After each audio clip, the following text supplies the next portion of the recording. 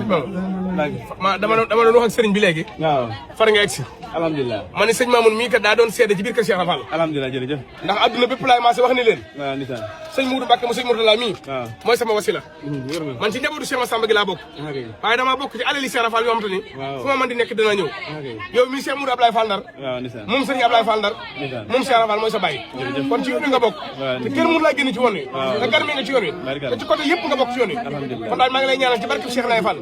nga xamal sama sëriñ bii ni ko kër Cheikh Rafal gee ma nekk moom laa fa nekkal. waaw ndokk nag ba mu ko nungoo. waaw nungu na ko lool. te waxtu wu ci nekk mi ngi may diggal naa ma jàppal njabootu Cheikh Rafal gi. moo la yoroon man. alhamdulilah waaw moo la yoroon man moo tax nga mën ko. waaw te ñoom xam nañu lépp benn la. waaw Mbacke jërëjëf.